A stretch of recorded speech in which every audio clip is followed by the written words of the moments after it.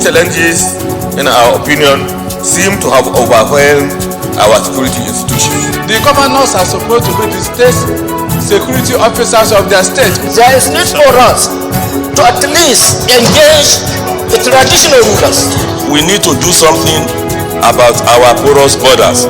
We have to own it from the unit level to the ward level to the local government to state. Mr. President, the importance of today for us is for us to take action. Those in favor say aye. Those against say nay. The ayes have it.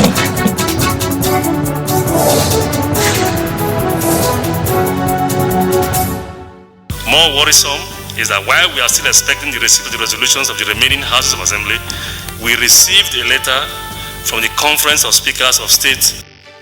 Senate raises alarm over what it calls attempts to frustrate constitution amendment exercise. What we need to do is essentially focus on improving the yield. And senators identify agriculture as the key driver of national development. Welcome to Inside the Senate. I am Hussaina Amina Abuki. This week's program contains a report on Senate's reaction to the alleged refusal of 25 states' legislature to take a position on constitutional amendment. What are the circumstances surrounding the refusal? Find out as you watch the full program. And as planned, the 2023 budget defense exercise by committees has started, and on this episode we have a report on the budget defense by the Ministry of Environment, as well as an interactive session between the Committee on Agriculture and the heads of some MDAs under its supervision. Details of this after the short break. The Senate will send a message to the President To reap opportunities from that. Raise a matter of urgent public importance. And we are aware that when this particular motion comes up For a longer term development, arise to second the motion. Those in favor of this prayer say aye. Those against say nay.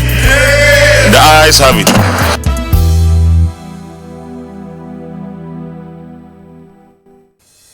Welcome back. Deputy Senate President and Chairman of the Senate and House Joint Committee on Constitutional Review, Senator Ovie Omo Agege, has accused 25 states' legislatures of refusing to take a position on the efforts of the National Assembly to amend the Constitution. He made the accusation at a meeting with the press on Tuesday, the 18th of October 2022, to brief Nigerians on the issue of the amendment exercise. He alleged that out of the 36 state houses of assembly, only 11 comprising Abia, Akwa Ibom, Anambra, Delta, Edo, Kaduna, Katsina, Kogi, Lagos, Ogun and Osun have responded to the 44 bills transmitted to them for their perusal since March 2022. Senator Ovie Omo Agege stated that the remaining 25 states have refused to act on the amendment following alleged interference with legislative processes by their governors, who are opposing the position taken by the Committee on the Creation of State Police as well as Local Government Administrative and Financial Autonomy. He added that 44 out of the 66 bills slated for consideration were approved and transmitted to the state assemblies for approval since March 2022, adding that 6 months after, no action has been taken. More worrisome is that while we are still expecting the receipt of the resolutions of the remaining houses of assembly, we received a letter from the Conference of Speakers of State Assemblies informing the National Assembly that the remaining states will not act. The remaining states will not act on the 44 bills unless the National Assembly passes 4 new bills they have proposed in the letter.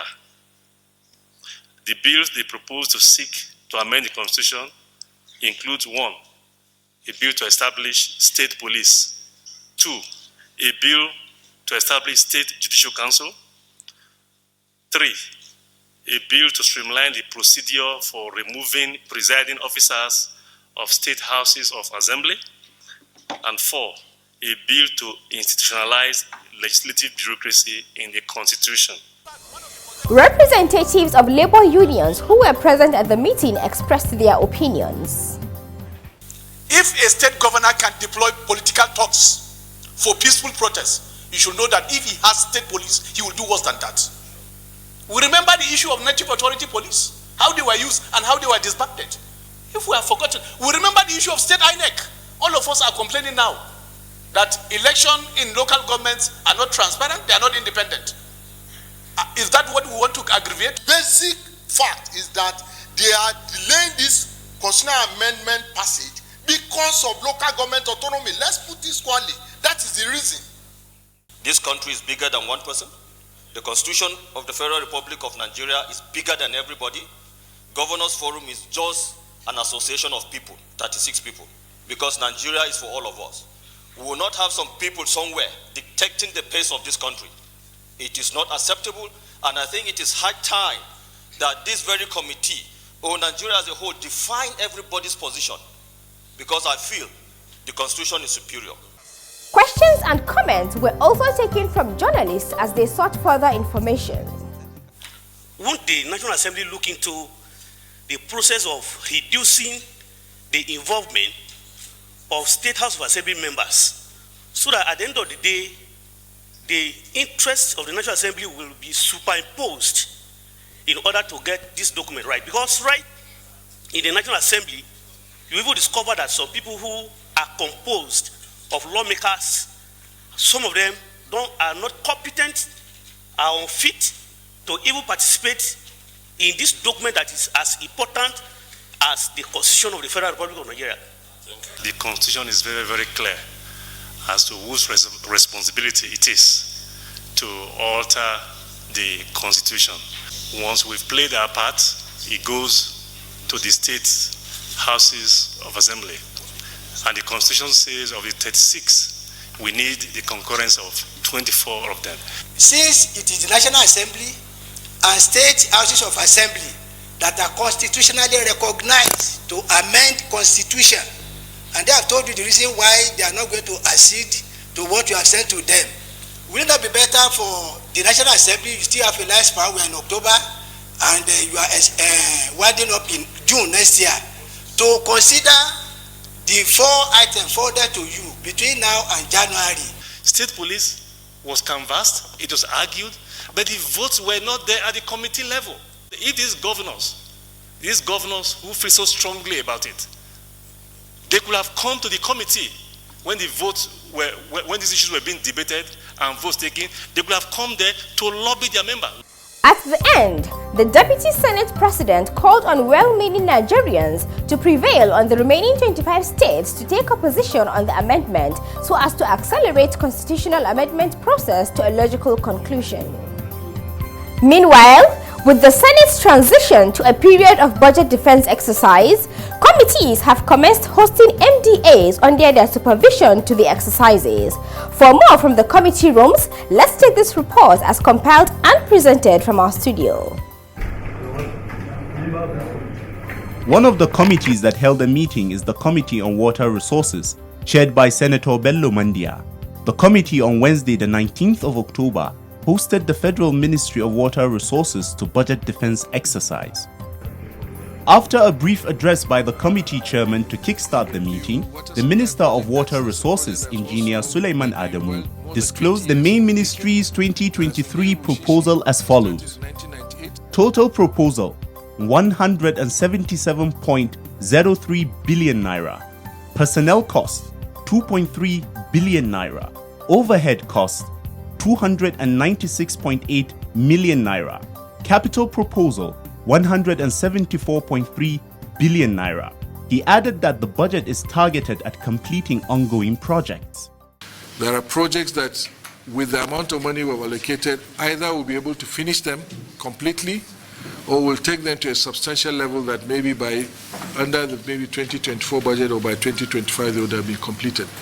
Committee members asked questions. In your effort to control flooding, there was a proposal to construct a Kafin Hausa Dam in Adamawa State. Unfortunately, when the previous government came in, after President Obasanjo's government, the project was abandoned.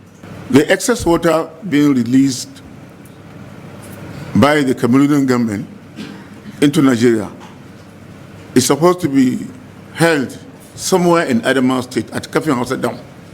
If this dam had been constructed, it would have mitigated the danger of flooding along, River Benue and up to River Niger when it meets its confluence at in Lokoja. However, the minister disagreed that the excess water released from Lagdo Dam in Cameroon is the cause of flooding in Nigeria. The tributaries of River Benue are the main cause.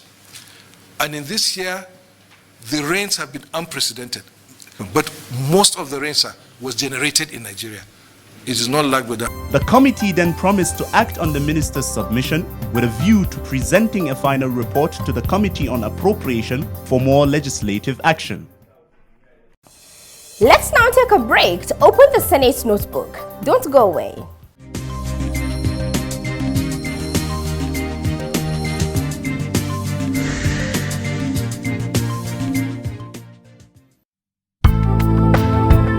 Budget defense exercise is a legislative process whereby heads of ministries, departments and agencies appear before legislative committees to justify annual allocations made to their establishments. It entails convincing lawmakers that the funds appropriated will be judiciously utilized. Where corruption, inefficiency and waste in the administration and utilization of appropriated funds are discovered, Section 88, subsection 2 of the 1999 Constitution as amended empowers the National Assembly to expose such.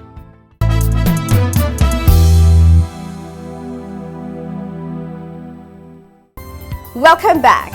As part of the budget defense exercise, the Committee on Agriculture and Rural Development, led by its new chairman, Senator Yahaya Abdullahi, alongside other members, visited the Federal Ministry of Agriculture and Rural Development on oversight duty. This was on Friday, the 14th of October 2022. Let's take a report of the meeting as compiled and presented from our studio. The committee chairman and members were received on arrival at the ministry by the permanent secretary, Mr. Enes Umahi. Later in the conference room, the minister said their aim in the next budget cycle is to consolidate on the ministry's new policy on national agricultural technology and innovation. Engage with state to build feeder roads, private electricity, provide electricity and water, increase farm to market access. There are times when farmers, especially smallholder farmers that we are really concerned with, will produce but will have no access to bring this out and take it to the market. And one of the major objectives of that is to make sure there is that access. Responding, the committee chairman expressed worries over increased spate of insecurity and its attendant effect on food production. Some people could not even go to their farms. So you'll be doing a lot of good for this country if you could give us an idea or an estimate, whether there is supposed to be a food deficit. Is it possible that these security challenges could lead to food deficits, security, and the flood? To what extent, are these going to impact on the food security of the nation?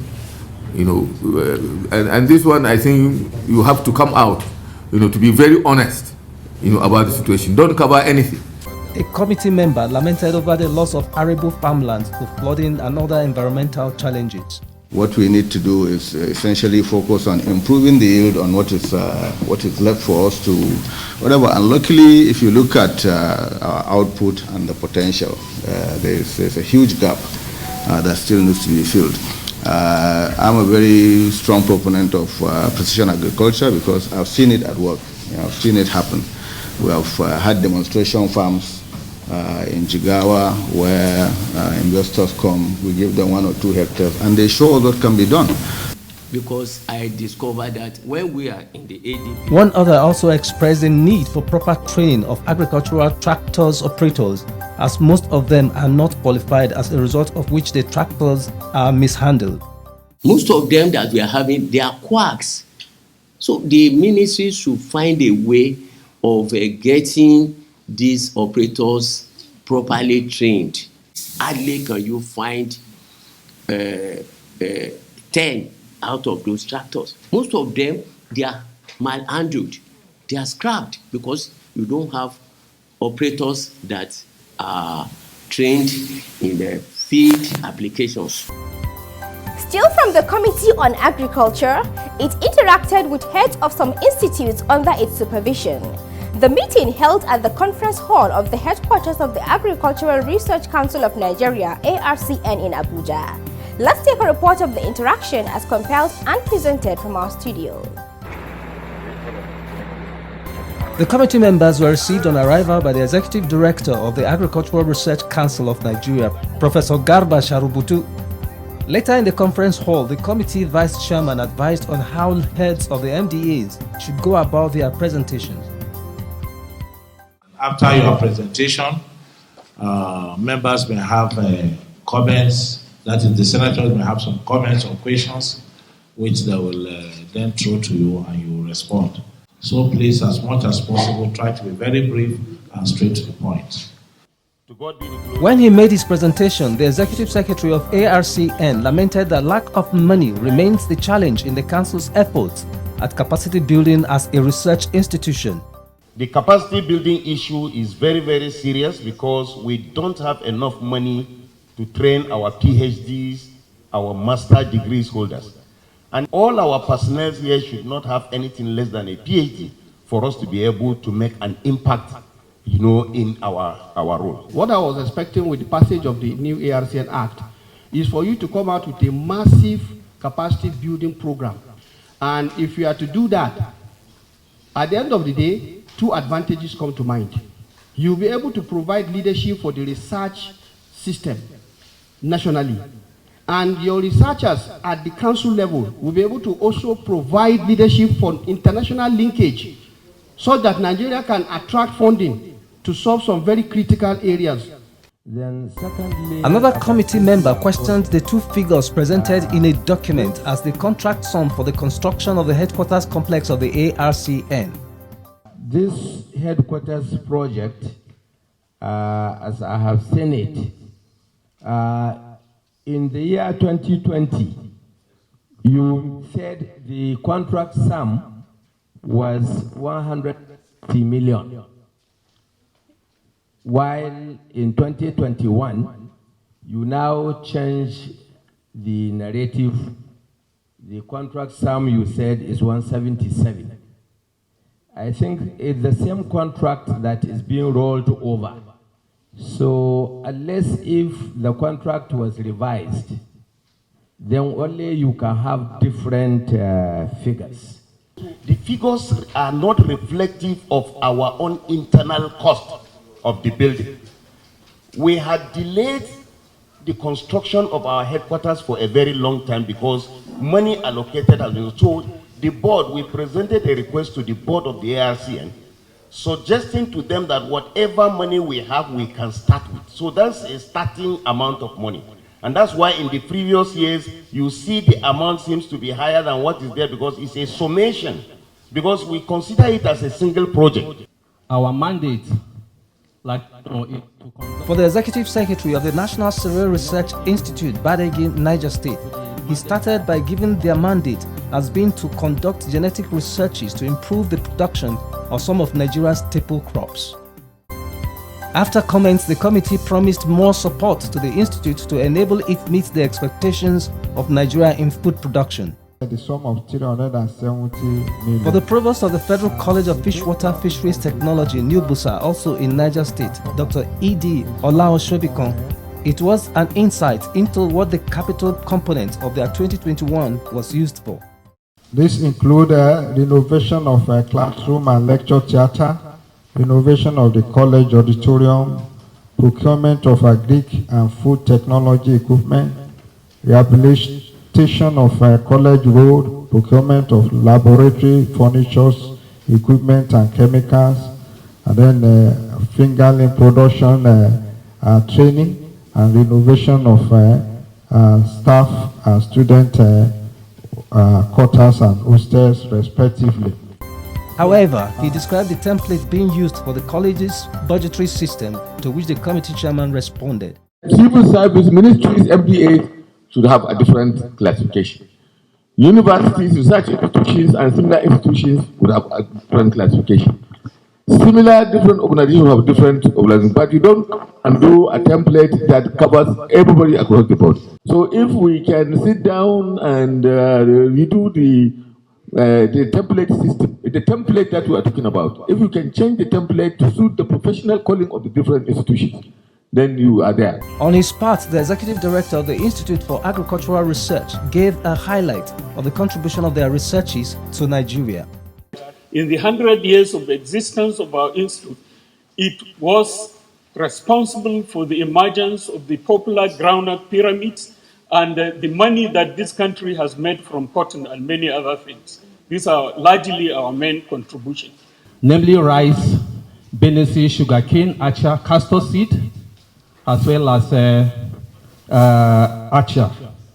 And in the last 2 years, we have added improved seed of crops of rice to the already existing varieties. We commend you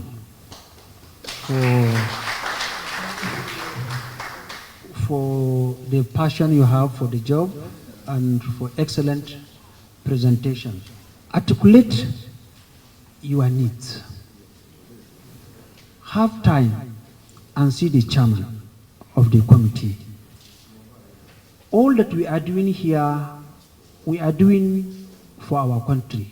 Even then, the vice chairman advised the institute to make its products more visible in the market. Is the varieties that you have been developing, to what extent have you been able to get them to the market? Because it seems to me that you are really not in the market.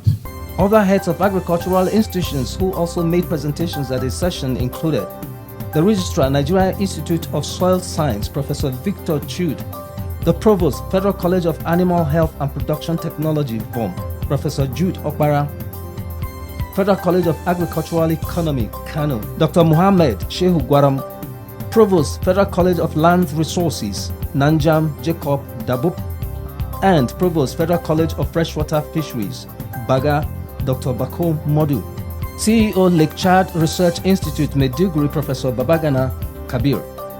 In conclusion, it was resolved to increase interactions like this with a view to securing legislative intervention that will enable them to deliver on their mandates.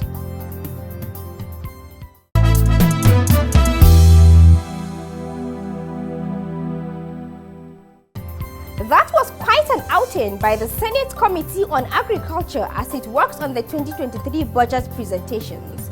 Our profile segment is next. Stand by for our Senator of the Week.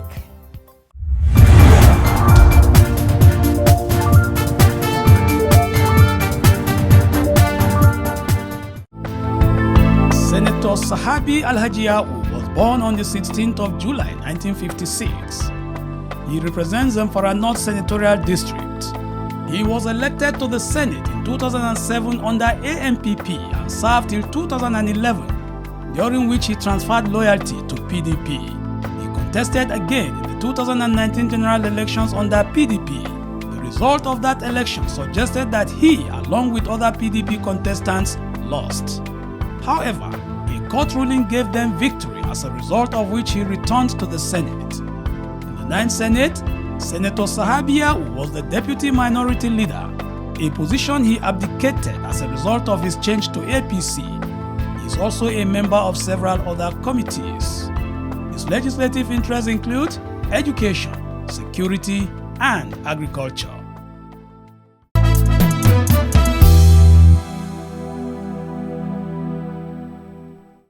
This is where we end this week's edition of Inside the Senate. Do join us again for another edition as we bring you updates from the committee rooms where the budget defense exercise is ongoing. You can also catch up on past editions of Inside the Senate on our YouTube channel alongside other social media handles showing on your screen. Thanks for watching and enjoy the rest of your day.